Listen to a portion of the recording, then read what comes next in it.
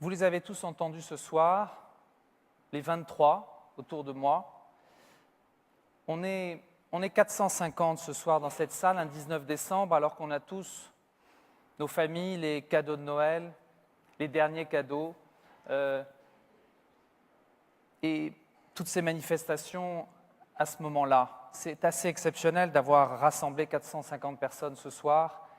Et avant toute chose, je voulais vous remercier et remercier nos membres du comité de soutien.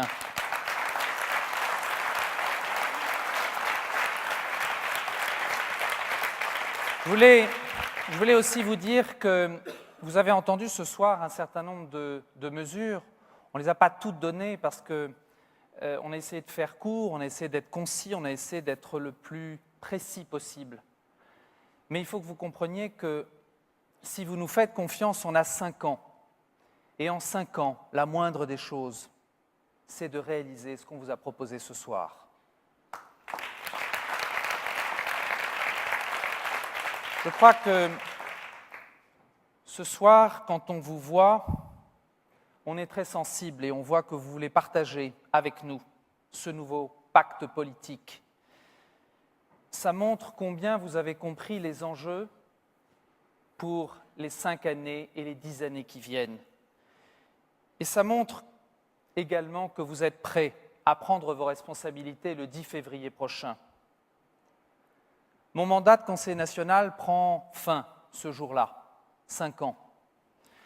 Tout au long de ces 5 ans, je me suis efforcé de travailler avec mes collègues, que je salue encore. Je me suis efforcé de travailler à leur côté et également sans relâche pour les Monégasques, en les écoutant et en jouant à ma place le rôle de courroie de transmission et de contrepoint institutionnel, y compris dans l'opposition. La majorité sortante du Conseil national depuis 3 ans, par l'intermédiaire de son président, a brisé le pacte institutionnel. Elle a brisé le pacte économique.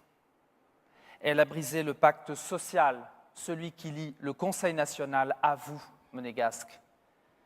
Elle a brisé le pacte institutionnel, et je l'ai dit hier soir lors de ma courte déclaration, 3 minutes.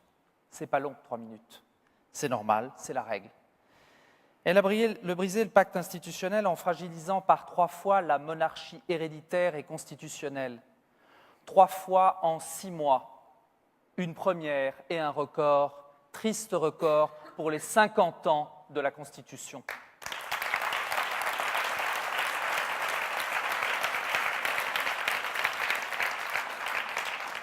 Elle a brisé ce pacte sur les services judiciaires, sur les retraites et bien entendu sur le Conseil de l'Europe. Cette majorité, elle a elle-même brisé son propre pacte de législature. Elle a volé en éclats depuis 3 ans. Ils sont partis à 21, ils sont aujourd'hui 12. L'importance de son bilan est maintenant à la hauteur de son importance politique, c'est-à-dire très relative. Et je le dis aux Monégasques, voilà comment cette majorité s'est occupée de votre Conseil national.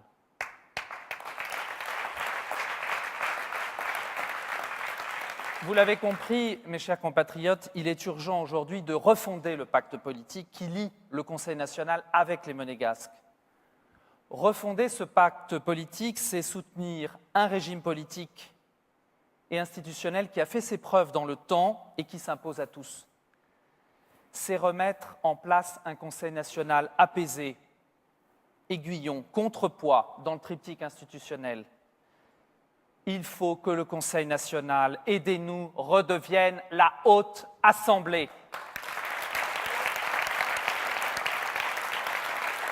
Il faut que dans ce Conseil national, il y ait le retour de l'équité avec un fonctionnement équilibré, en respectant la minorité, quelle qu'elle soit. Si nous sommes élus, nous ferons le contraire de ce qu'ils ont fait avec nous, et c'est normal de respecter la minorité.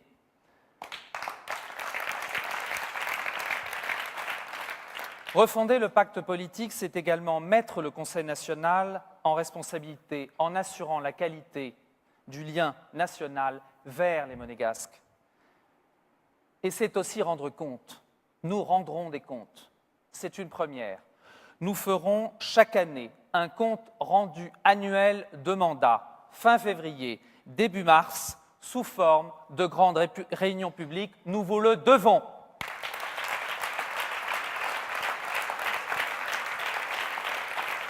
Mais également, refonder le pacte, c'est également refonder le pacte économique. L'argent public à Monaco doit assurer la pérennité de notre modèle économique et social. En fait, il faut maintenant, enfin, laisser parler le bon sens. N'est-ce pas, Claude Berny? Le bon sens. C'est l'économie qui crée la matière pour assurer nos acquis sociaux, car tout se tient. Des finances publiques équilibrées, Christophe et Thierry vous en ont parlé, c'est un gage de confiance pour les investisseurs. L'optimisation du fonds de réserve constitutionnel et souverain que nous proposerons, une gestion prudente, des règles prudentes mais optimisées, et qu'on ne nous fasse pas dire ce qu'on n'a pas dit. Ils sont en train de vouloir travestir la vérité comme d'habitude en vous disant qu'on va recourir à des gérants de hedge funds et à mettre vos économies dans la mer. C'est faux!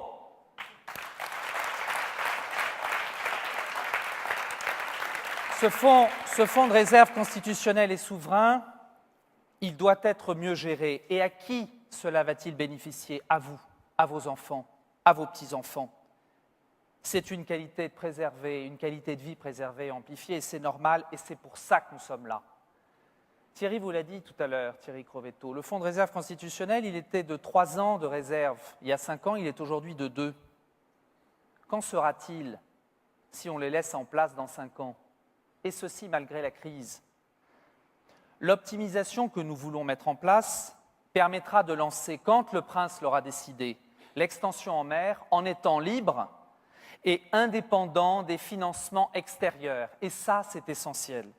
Il faut aussi revenir à la règle de bon sens. La règle de bon sens, c'est celle qui a fait preuve et qui a fait ses preuves dans le temps. En fait, c'est simple. 1/3 du budget de l'État doit être mis en place et doit être donné à des investissements et aux équipements. Ce n'est pas compliqué. Comme nous voulons des finances publiques équilibrées, nous ne sommes pas des gens dogmatiques. Et nous voulons le faire pour le bien des Monégasques. Le budget de l'État, il est de 900 millions d'euros. Donc 300 millions d'euros chaque année seront donnés aux investissements publics en équipement. Et ça n'est pas négociable parce que c'est le salut de Monaco pour les 20 ans qui viennent.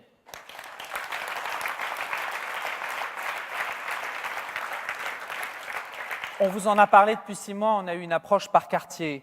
Cette approche par quartier, ce n'est pas un gadget, c'est très important. Et c'est toute une démarche, parce que nous voulons souhaiter imposer une logique résidentielle, commerciale, domaniale, urbanistique, par quartier.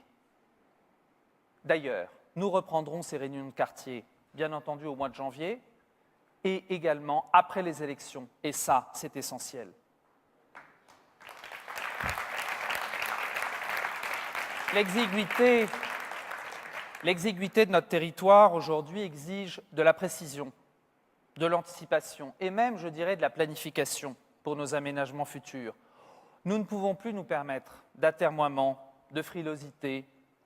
On est dans un monde qui n'aime pas les frileux, qui n'aime pas les indécis parce qu'il va vite et que nous avons perdu trop de temps. Par exemple, changer de schéma directeur tous les ans, faire durer des travaux, les reporter, ça n'a pas de sens économique. C'est payer plus cher, plus tard. Or, c'est maintenant qu'il faut faire les choses. L'aménagement du port, c'est maintenant. Les logements domaniaux, c'est maintenant. La rénovation des immeubles sociaux de première génération, c'est maintenant. Le collège Charles III, c'est pareil. Et l'hôpital aussi. Alors tout ça est logique. Tout ça est logique parce que quand on demande à créer une foncière d'État qui fusionne l'habitat et les domaines, ça consiste à optimiser les rentrées pour plus d'argent pour agir. C'est plus de rénovation, plus vite, plus de mobilité, des mises à disposition d'appartements pour vous plus rapidement. plus de flexibilité, des commissions d'attribution beaucoup plus régulières, une bourse d'échange beaucoup plus facile à utiliser. Là encore, tout est lié. Et qu'est-ce qu'on attend? Moi, je vous le répète, nous n'attendrons plus. Et dès le 11 février au matin, nous agirons si vous nous en donnez les moyens. Alors, tout cela n'est possible qu'à partir du moment où nous mettons en place les bases du pacte social avec les Monégasques. Et ce soir, je veux parler d'un sujet sur lequel je me suis volontairement tue depuis 2 mois, la SBM. Je l'ai déjà dit depuis 6 mois, Monaco ne peut pas aller bien quand la SBM va mal. C'est le cas. Sur la SBM, disons bien les choses. C'est une société à monopole qui est au milieu du pacte social et du pacte économique. Quand cette société ne donne aucune perspective, ni collective, ni individuelle pour ses salariés, ni dans l'hôtellerie, ni dans l'administration, ni dans les jeux, il y a un malaise, et nous y sommes. Mais qui est l'actionnaire de référence de la SBM? C'est l'État. Qui a laissé la situation se dégrader? Qui a laissé dans l'angoisse ces 450 familles? Faire des projets immobiliers, c'est très bien, c'est très beau, c'est une bonne chose pour la Société des Bains de Mer. Mais avant, il faut savoir gérer des hommes. Je veux le dire devant vous ce soir.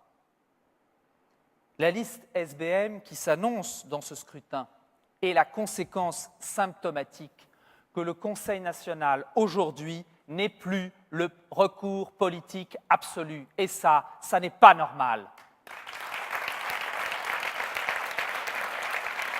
Quand le politique ne va pas à la SBM, alors la SBM est obligée d'aller à la politique. Et ce n'est pas comme cela que les choses doivent se passer à Monaco. Là encore, Monsieur le Président sortant, c'est votre responsabilité parce que vous n'avez rien fait et de toutes les façons, vous ne ferez rien. Alors, vous allez me dire, mais Nouvion comme les autres, ils parlent, mais ils ne proposent pas grand-chose. Eh bien si, on propose des mesures simples, de bon sens. La commission mixte gouvernement-Conseil national SBM se réunira avec nous au moins 2 fois par an. Ce qui n'est pas le cas aujourd'hui, c'est honteux.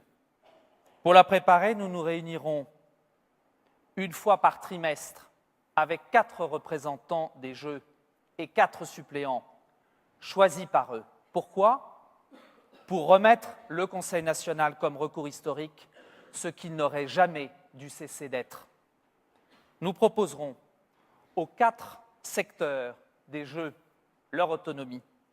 Nous proposerons, et ça c'est nouveau, de créer un vivier à la SBM sur le modèle de la fonction publique, dans les 3 secteurs, hôtellerie, administration et Jeux, qui devra s'engager avec des crédits correspondants pour des carrières évolutives et sécurisées pour l'ensemble des jeunes de la SBM. Mais attention, nous ne tomberons pas dans le piège. On a toujours dit qu'on ne souhaitait pas l'ingérence et le futur Conseil national, si vous le décidez, ne fera pas d'interférence dans la gestion directe de la société parce que notre interlocuteur institutionnel, c'est le gouvernement. Refonder notre pacte social, c'est assumer également un projet solidaire. À la fois pour les enfants du pays, Christophe vous en a dit un mot tout à l'heure, mais également pour les différentes générations. Sur ce projet de la Villa Ida, ça fait 2 mois qu'on bataille au Conseil national pour essayer de le faire capoter parce que c'est une ineptie. C'est une ineptie. Le foncier a été acheté sur de l'argent de l'État. Aujourd'hui, on s'est assis sur la réglementation. L'État, si cet immeuble est construit, n'aura même pas un droit de regard sur les attributions pour les enfants du pays. C'est pour ça que nous voulons créer un statut des enfants du pays, de façon à ce qu'il y ait des normes claires et des règles précises. C'est cela la refondation du pacte social. S'occuper de tous ceux qui font le Monaco d'aujourd'hui, c'est une question de justice et d'équité. Mais on ne s'arrêtera pas là. on ne s'arrêtera pas là parce qu'on veut faire des opérations mixtes et on veut remettre le gouvernement au cœur de son rôle. Le gouvernement, c'est celui qui décide par les ordonnances souveraines des droits à bâtir. C'est celui qui préempte dans le secteur ancien et c'est celui qui donne des permis de construire. C'est au gouvernement, avec notre pression, de se remettre dans le circuit pour dégager des opérations mixtes, pour loger les enfants du pays, mais d'abord les monégasques.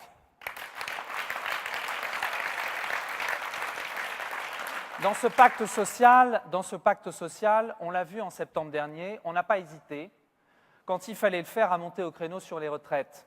Ce n'est pas simple. C'était des réformes et c'était une réforme difficile, mais c'était une réforme nécessaire. Et le gouvernement trouvera toujours, si vous décidez que nous soyons le futur Conseil national, la future majorité, le gouvernement trouvera toujours avec nous une oreille attentive quand il faudra lancer des réformes difficiles mais responsables. Par ailleurs, je l'ai dit, et ça n'est pas de la démagogie, nous lancerons un fonds du 4e âge abondé par le budget de l'État, par une somme définie, notamment dans le programme, parce que l'ensemble des mesures importantes seront chiffrées. Nous ne sommes pas des rêveurs et nous vous le démontrerons. Donc nous créerons un fonds pour le 4e âge extrêmement important qui, à terme, pourra assurer le choc de l'investissement de nos très grands aînés. Quant à l'avenir de Monaco, pour nous, c'est le cœur. C'est vos enfants, c'est vos petits-enfants. L'éducation, le développement personnel, en fait, c'est le meilleur investissement d'avenir. Continuez à porter l'excellence dans nos équipements, dans notre enseignement, dans notre encadrement. Monaco doit se doter d'une élite qui rendra des années au pays parce que le pays aura financé leurs études. Ils iront servir la haute administration et toutes les sociétés qui dépendent directement ou indirectement de l'État. C'est ça la richesse de Monaco aussi. Et en même temps, et c'est ça qui est fabuleux à Monaco, en même temps l'économie monégasque peut vous permettre de réussir votre vie sans prendre le chemin classique des hautes études, par les métiers techniques, par les créateurs d'entreprises, par les autodidactes, en étant artiste, en étant sportif de haut niveau. Dans tous ces univers, nous devrons accompagner le développement personnel et l'excellence, mais plus largement. C'est chacun et chacune d'entre vous qui sera accompagné par ce nouveau Conseil national dans l'accomplissement de votre destin personnel. Voilà, mes chers compatriotes, ce que nous vous proposons. Un projet porté par le principe de réalité, un pacte national refondé, parce que Monaco est un joyau unique au monde, parce que sous l'autorité d'un seul, nous voulons défendre et conserver notre principauté, parce que nous n'avons pas d'autre choix que de passer à l'offensive. Je veux le dire ce soir aux Monégasques, il est temps de changer majorité, tous ensemble, et nous y sommes tous plus préparés que jamais. Vive Monaco, vive le prince et vive les Monégasques. Merci.